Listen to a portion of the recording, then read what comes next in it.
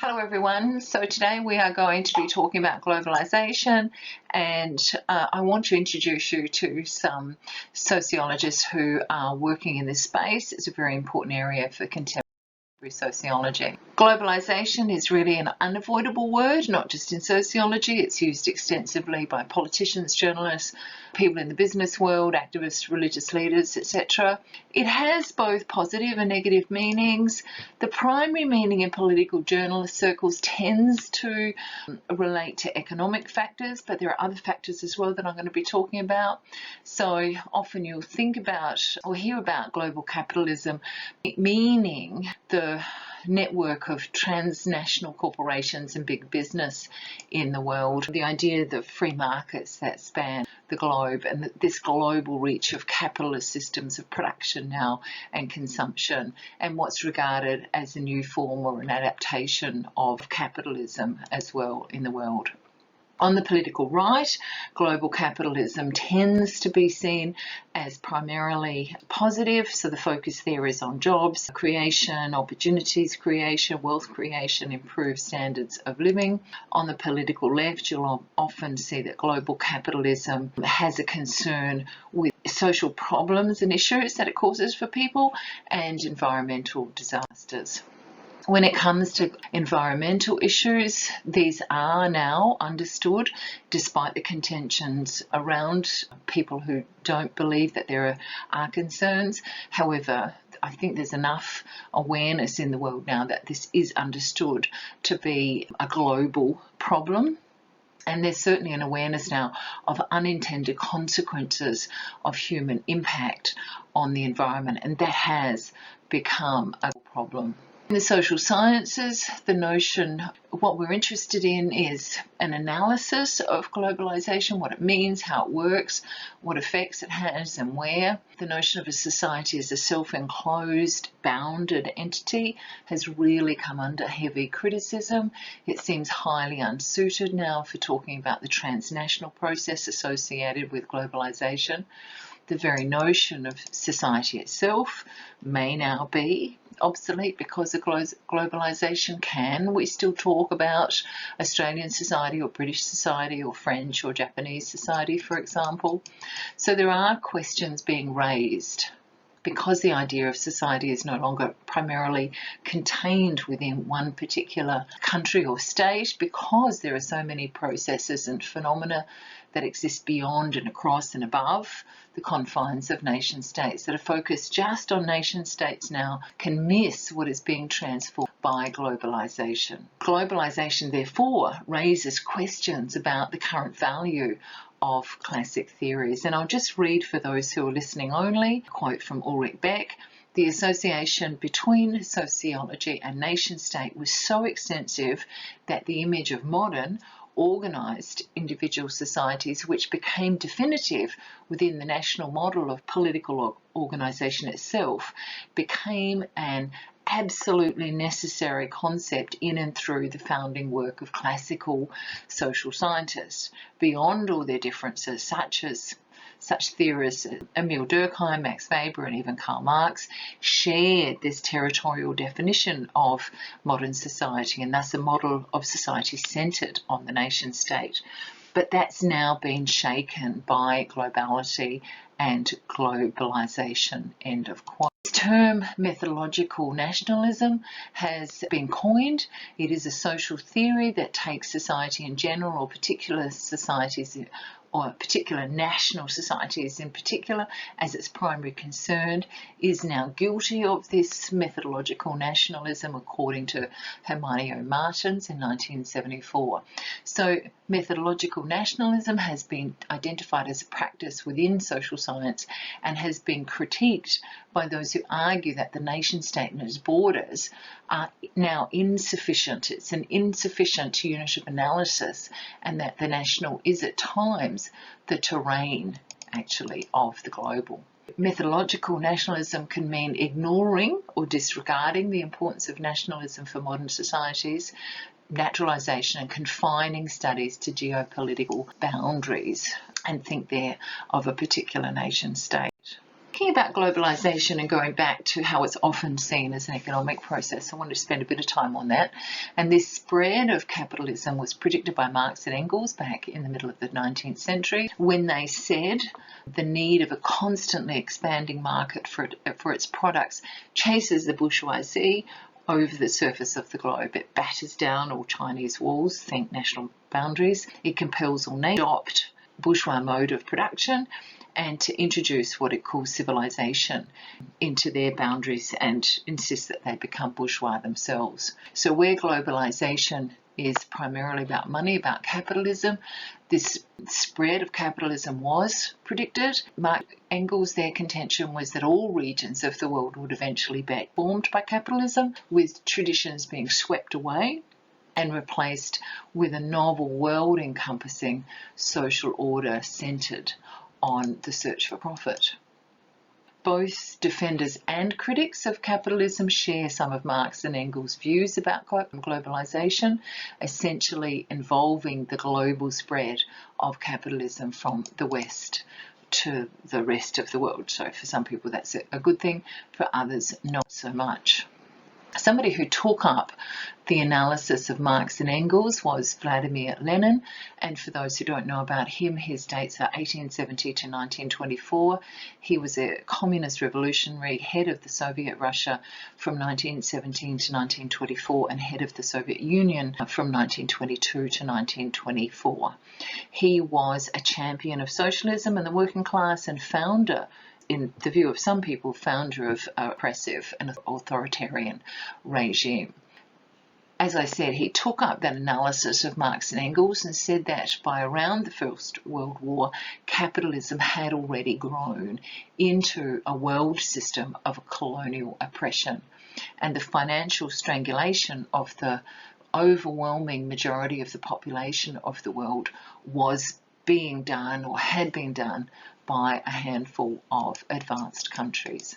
Taking up some of Lenin's analytical orientation in the present day is world systems analysis, and this has become the most influential model for analysing the world economy.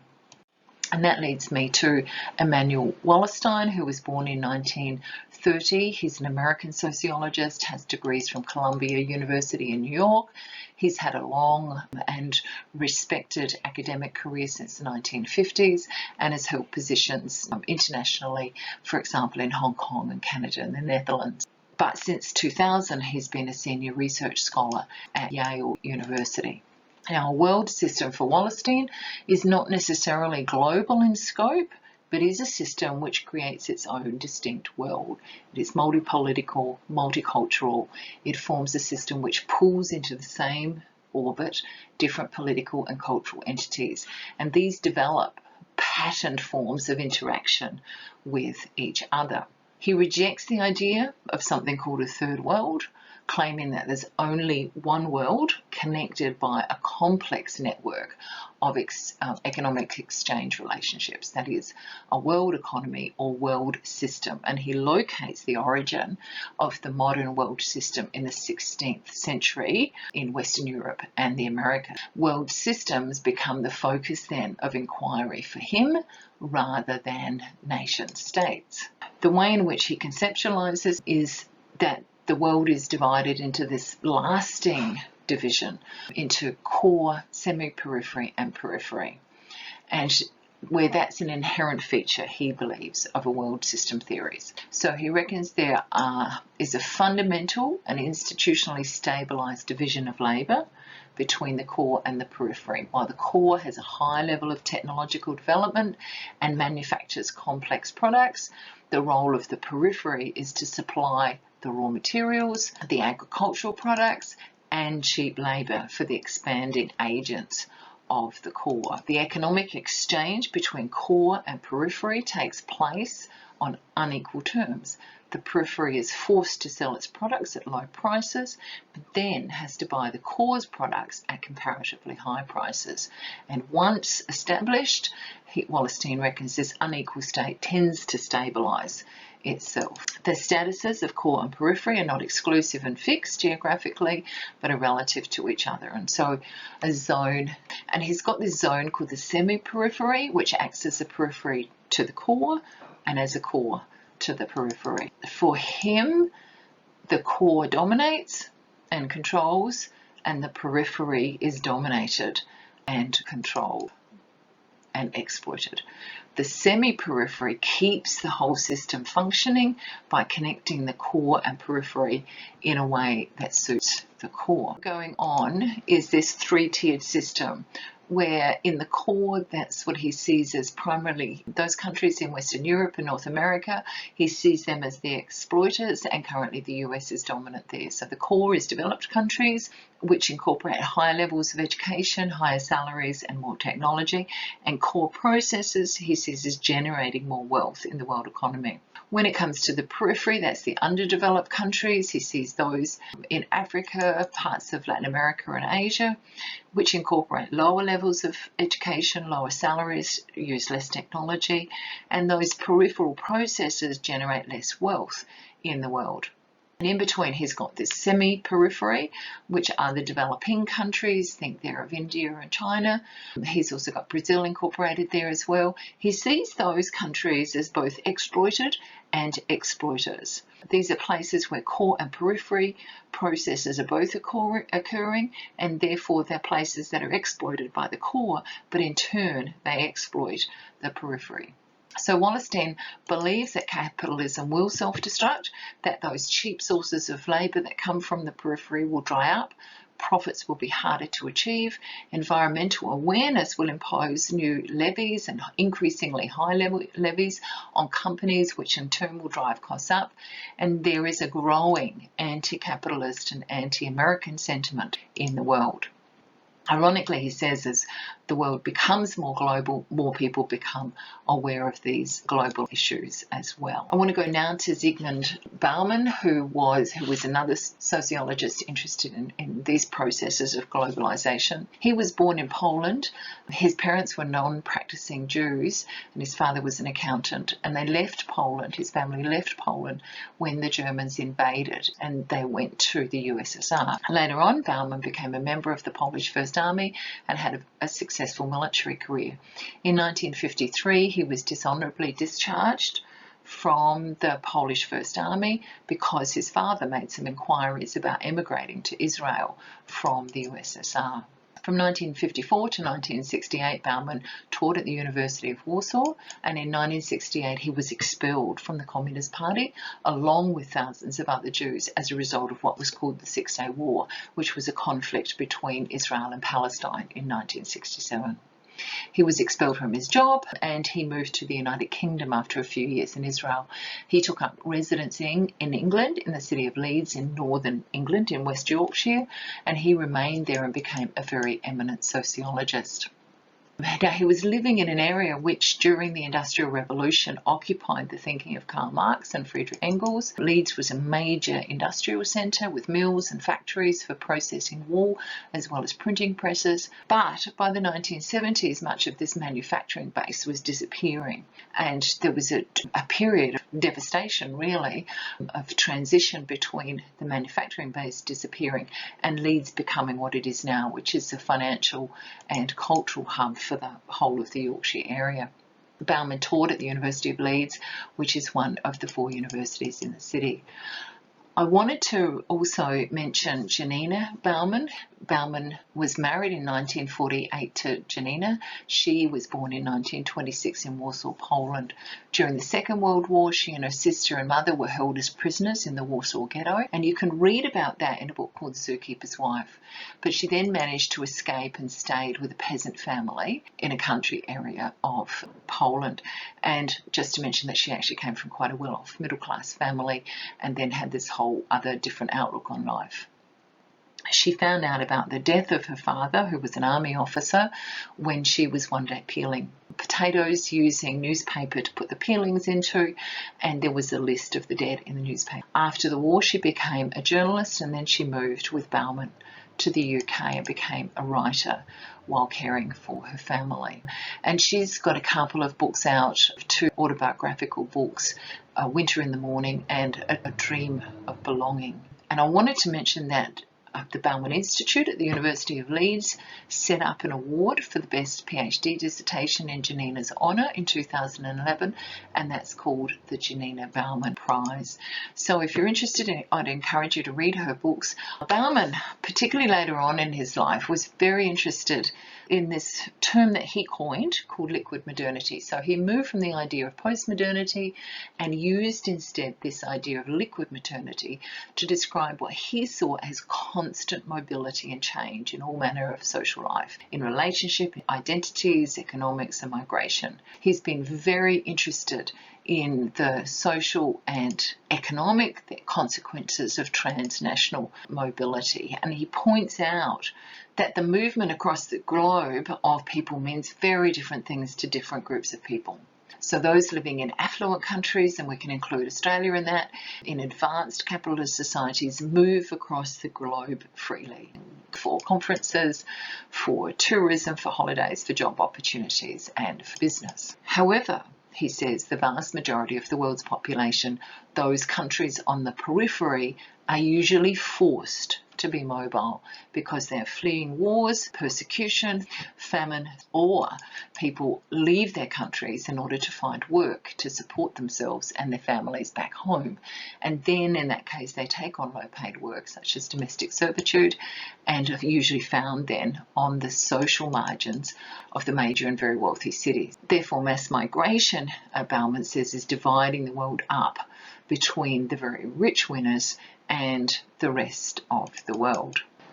He goes on with another book called Liquid Life, and in this one he argues that life now is precarious, there is constant change, constant uncertainty, and there's not a lot of point in relying on strategies that we might have used in the past because they might not work in the future. So we might have a strategy, for example, of deciding that we're going to go and work for one particular organisation for the rest of our lives. And I do know of people, for example, who decided they were going to do that with Holden. They made a commitment to the organisation, they were happy working there, and that was going to be the rest of their life. But that strategy didn't pan out in the end because Holden's upped and moved. But he reckons because we can't rely on those past strategies, because there is this constant change, constant uncertainty, life is now precarious, and therefore we're all anxious. So he says solidity and liquidity are the distinctive features of two eras, modernity and post-modernity. Instead of referring to modernity and post-modernity, Bauman writes of a movement from solid modernity to a more liquid social life. And as an example, identity is no longer a fact, but something that we do. It's a task that we take on. And we're not seeking necessarily an identity that will last a lifetime. We're not necessarily looking for a deeper meaning to life. Instead, he reckons we're social tourists. We're looking for the next, however fleeting, experience. Bauman has also written Liquid Love, and in this book he's interested in the way in which he reckons our traditional bonds are loosening.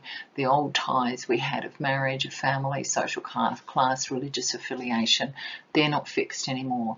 Therefore, the individual has to use their own ingenuity to negotiate a path through society. Bauman's book is about how we're torn then between this new freedom to do things as we want to do them rather than being held by old ties, but also longing for the old security, because as much as there might have been things that we didn't like about the old affiliations, there was also a sense of security and belonging. So the result is much anxiety as well as we're being torn. And when it comes to love, what he says is that we want love to give us what our other consumer products or purchases give us. Lots of novelty, fun, variety. Therefore, relationships are now quite disposable too. I want to just move on to thinking about globalisation as political processes. And Marx and Engels again made a prediction that global capitalism would limit the power of national governments to control what happens within their borders. So capitalist markets are now transnational. Therefore, information, goods, people, etc. move across borders without respecting national governments. And think, therefore, of the controversy that we've had in this country since 2004 or a little bit earlier than that about so-called people smugglers. But also think about shopping online and being able to bypass GST. Transnational companies can pack up and leave. I talked about somebody who might have had a strategy of working, and I know people who did, who had a strategy of working for one particular organisation. That's not necessarily going to work anymore because those big companies might pack up and leave, as Toyota and Holden have done in Australia or from Australia. There are more constraints than previously on national governments, which come from international laws, from the United Nations, from Amnesty International, and even Greenpeace activism. So even while I have a little bit of scepticism about this, because I know that Australia doesn't always abide by agreements it signs up with for the United Nations. However, we do sign up and agree with various conventions, and it does constrain in some ways what we can do.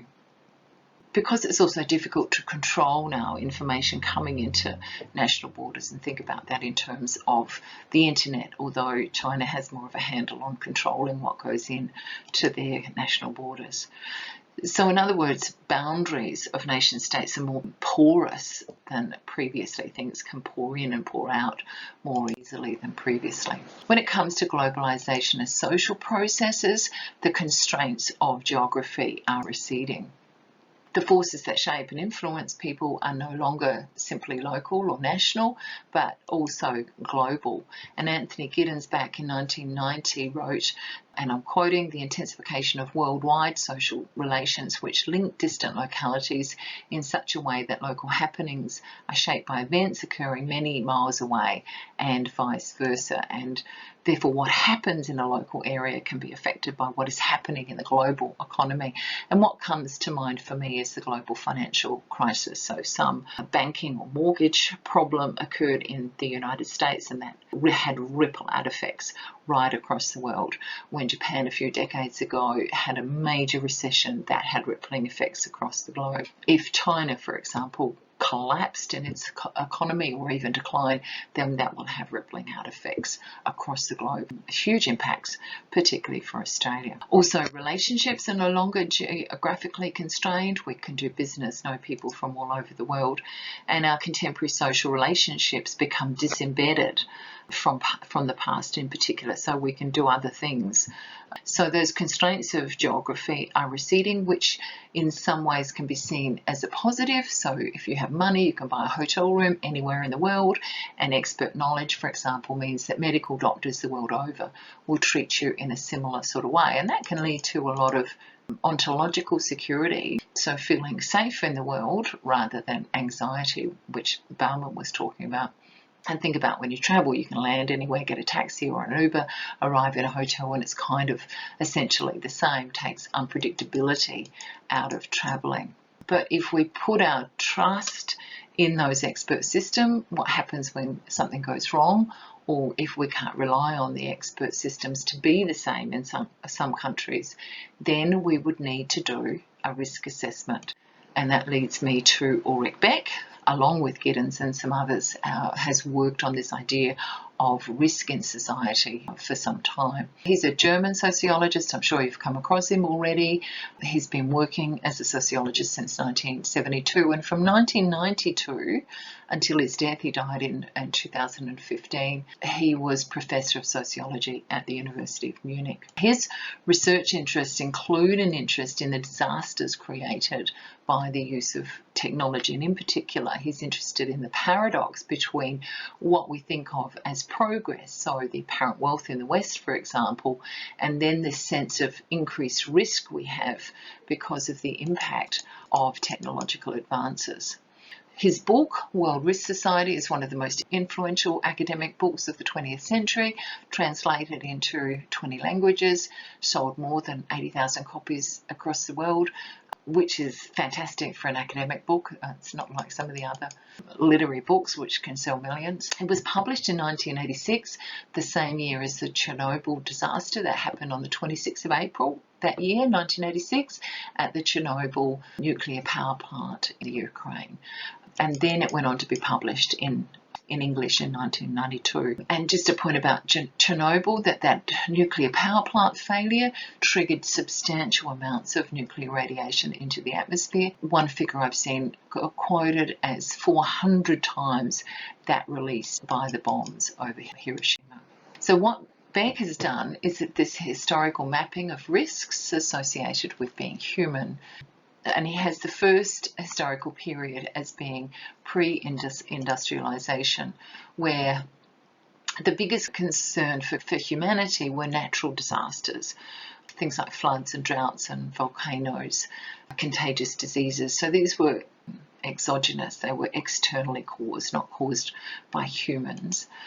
They did have absolutely a tangible impact, and the risks were impacted as well by a lack of knowledge. So there were no warning systems if a hurricane was coming, for example, and we have those now, and there was no understanding of the impact of hygiene, so people tended to live in incredibly unsanitary conditions, including, for example, throwing sewage waste into streets. That's what he sees as the first period where the biggest concern for humanity or for societies were external to society. Then in the second period, what we've got is industrialization.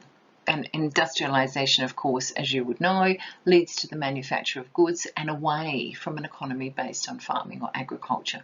And in the West, this occurred during the 18th and 19th centuries, and some developing countries are going through this process now. We still have those natural disasters, plus we have a human error. And so we have industrial accidents, and for one example is the Triangle Shirtwaist Factory fire in New York in 1911, but really there are just so many to choose from.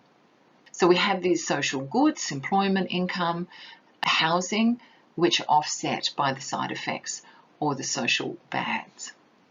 Then we move into disasters that are actually created by our technology, so what he calls techno-scientific development. And one example there is thalidomide. So thalidomide is a drug that was given to pregnant women to stop morning sickness during the late 1950s and early 1960s, and it was in widespread use in Australia, Europe and Japan and other countries. And there were thousands of babies who died or were born with problems with their organs or born without limbs. And there was an Australian doctor called William McBride, who was from Sydney, and he's credited with revealing the dangers of thalidomide. And he published an article in The Lancet in 1961 stating that whereas congenital abnormalities are about 1.5% of babies, when thalidomide is used or taken by women, the deformities increase up to 20%. And the Lancet article was the catalyst for further studies, and when the link was found, the drug was banned in Australia in 1961, although I do understand it's used for another completely unrelated condition. So now we have a situation where we have natural disasters, then we have industrial disasters created by human error, and then we have disasters created by human techno-scientific development as well. So we have those three areas. So he's done this mapping of increased risk in the world. He talks about this transition from industrial modernity to risk society in the 1980s, where he reckons manufactured risks multiply quickly, spread like a virus. And he argued that since the 1980s, people in Western cultures have become increasingly disenchanted with the ability, or the disability actually, of institutions we have, our governments, our legal system, our knowledge systems, particularly our scientific knowledge, to prevent or to contain our risks. And media reports, of course, report those social bads. And Beck's argument is that the central focus then becomes on avoiding the bad rather than on producing the risks. So we become very attuned to risks and not prepared to take risks, become very risk averse is the phrase. And so some of those social bad, my goodness, there are any number of them, summed up his argument in 2000 with 8 points. That risk is about potential catastrophe. It's not the same as something having actually happened, like destruction, but it is about the potential for it. So the discourse of risk begins where trust ends. It's the space between the security that we did have and the actual event or destruction. So it's the no longer, but not yet. He talks about this idea of the spectre of the future. The present is not determined by the past anymore, but by what actually might happen in the future. So that's a sense of risk. He talks about it as a mathematized morality. It's not just factual claims, but it also is claims about values, about how we want to live in the world and how we want to treat people. These are unintended consequences, is his fourth point, that order and control becomes increasingly impossible because we don't intend for things to happen. We don't intend for thalidomide disaster. The intention there was a good intention, but the outcome was disastrous for many people. Number 5 is this synthesis of knowledge and awareness. So more and better knowledge is becoming the source of new risks. An example there is breast cancer. He talks about the possibility of inherited disease, and we begin to blur the boundary between ill people and well people. So the more knowledge that we have that we may be at risk of breast cancer, we're not necessarily well, and I guess we might take precautions like have a mastectomy so that we don't get the breast cancer. So it actually creates more risks, that knowledge, in a way. Another example is genetic engineering, more knowledge but lack of awareness of potential risks there. And his problem with this really is that it can lead to doing nothing. So the risks are both local and global, so the local and the global are no longer antithetic. The risks are both real and constructed, so the impacts of the risks are actually real, they are tangible, they happen in the world. But the knowledge about the risks is also tied to the history and symbols of a particular culture. An example he has is the impact of asbestos in causing cancer. Now, that was absolutely real, no doubt about that, but how the risk is perceived can vary in time and place.